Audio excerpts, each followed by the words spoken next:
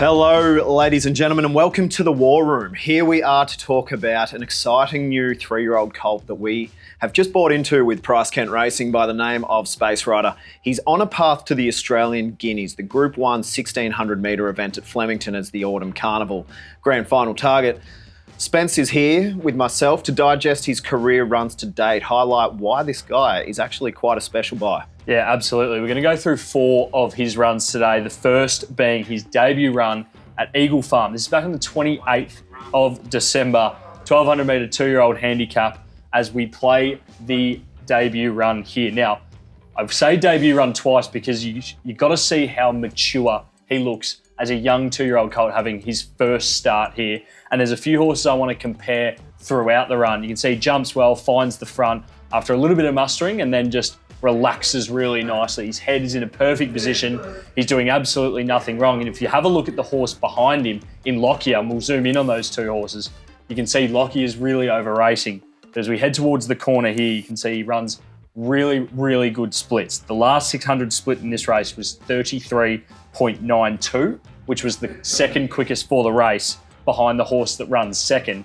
And something you will note once we get to the 50 metres is he's barely touched to the line. He's very, very impressive here. He kicks on the corner and gets away from them.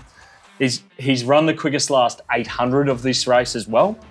And the thing to note, I'm gonna play a slow-mo from the 50 metre mark to the line. So they're just passing the 100 metre mark now. Have a look at how little riding is being done here in comparison to the second horse who's being absolutely ridden out, yet he's still running these sectionals. A really, really impressive debut and stacked up on the clock. Absolutely, and I think what we haven't called out about this guy, he was a $500,000 Magic Millions yearling purchase as a colt. He's by Zoo Star out of a Red Ransom mare, highly accoladed black type through the Dam family. After this race, he actually came right in to be thereabouts top of the market for the 2-year-old Magic Millions Guineas. He was just so far down the ballot, he couldn't get a start. Yeah, he didn't get in there. So he never quite went there, but it's a really, really good race to look at. And when we look at the form behind him, now that we know what they've done since, Grafter Burners was second in the run and has since came out and won the 2-year-old Cutest Jewel, which is the richest Queensland 2-year-old race, and has been Group 2 place since. Third was a horse by the name of Blitzberg, who's since a Group 3 winner. So it's really good stakes form coming out behind him. He hasn't just beaten up on a terrible field there. Completely, and did it with plenty in hand as well. Shall we move on to the Valley race? Let's do it. So he was then given another run, but he was a tired 2-year-old. And so then they spelled him and they brought him back for an autumn 3-year-old preparation in the spring just gone. Sorry, a 3-year-old preparation in the spring just gone. And we next saw him at the Valley over 1,200 metres on this day. He wins the race. It's a very impressive performance. What did you like about it? Yeah, again, maturity is the main thing that I'm saying for such a young horse. This is his first run as a 3-year-old, as you mentioned. Look at him in comparison. So he's obviously in the Kia Aura Silks. Look at him in comparison to Regal Award and how they travel in their runs. Regal Award, you will speak about, probably subsequently wins a race by 7 lengths. But the difference in how they relax is the thing that I'm really keen on, especially for a horse that we know will probably get out to 1,400 and 1,600 metres with the Oz Guineas being in mind. The pattern of the day on this occasion was to be up and in, so he was flattered by that, but still really hits the line strongly and isn't actually ridden out that far. He actually sort of puts this field away in 2 or 3 strides, only being whipped a few times. So he really puts them to the sword here. Sectionally, it was the 600 to 400 split that was really good. Clocked quickest of the race with an 11.40, which is nice. Second quickest last 600, 400 and 200 metres of the race behind Estremo, who I'm sure you will touch on in the form as well. Again, another race that's stacked up on the clock.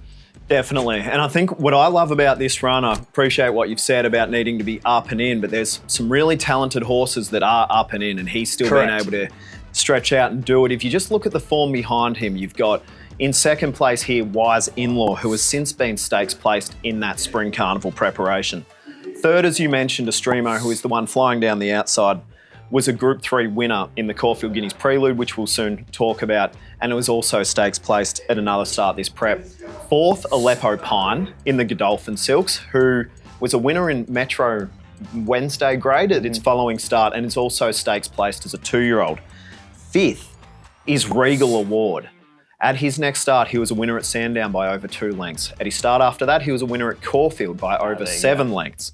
At his start after that, he started favourite for the Group 3 Carbine on Derby Day over 1,600 metres for 3-year-olds and was pipped on the line, so finished second there. So that's fantastic form. And sixth was Vega for Luck, who since came out and ran second in the Group 3 Caulfield Guineas Prelude, who we'll talk to those runners shortly again. But all the way down to sixth, you've got stakes performers all through that grade. So this is a very important and very impressive win, all things considered. Very nice and very relevant form as well, being that we are in the spring currently and all these horses, they're sort of getting towards the end of their preps now, but have been running literally in the last couple of weeks. Absolutely. So we'll now look at his Caulfield Guineas Prelude run. So this was the first time he went to stakes grade. So the Caulfield Guineas is a Prelude is a Group 3 over 1,400 metres. Obviously at Caulfield, it's always been a traditionally fair lead-up run into the Caulfield Guineas itself. What did we like about him in this run? Really good thing to note here is tactical versatility. So you've seen in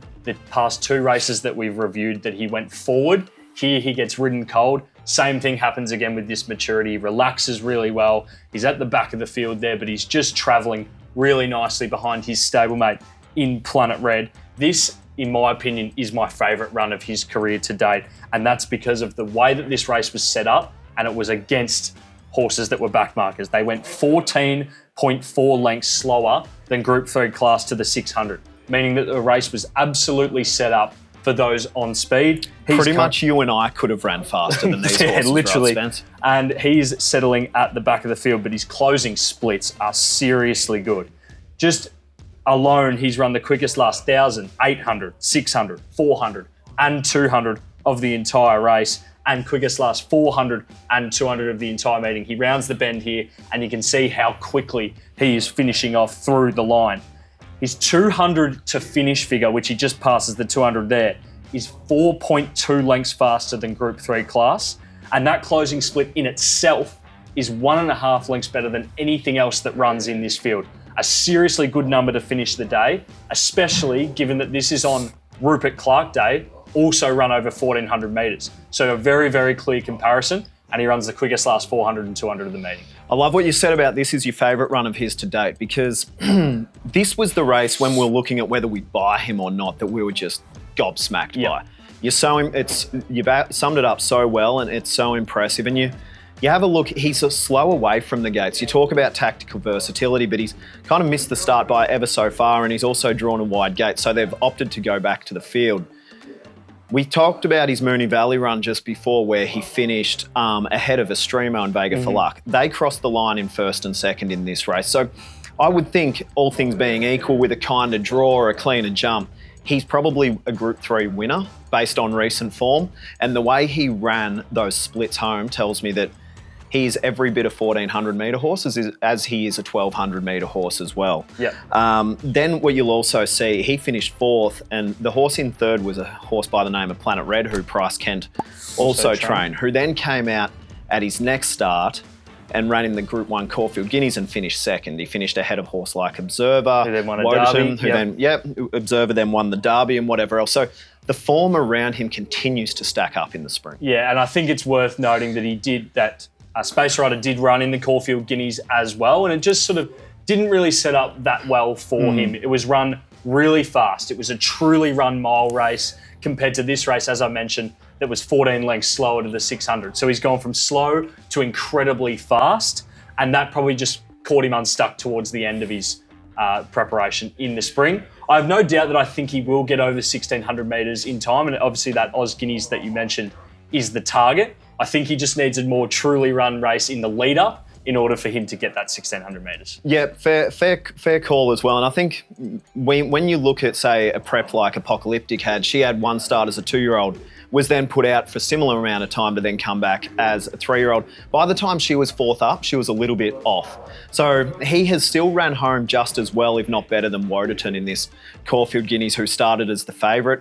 I think he's gone quite well, being at 1,600 metres, but I do agree with you. We might find out in time he's more suited to a 1,100 metre trip as well. Yeah, exactly. And this is over a mile. As I said, it's really truly run. He still runs the third quickest last 200 metres of the race, and the third quickest last 1,000. Well, that wraps us up on the War Room today. We've spoken all things Space Rider. He's really exciting as far as I'm concerned. I can't wait for his Autumn Carnival. We'll find out very shortly what his prep looks like towards the Australian Guineas, but yeah, it's only a matter of time till we see him back at the trials. Thank you.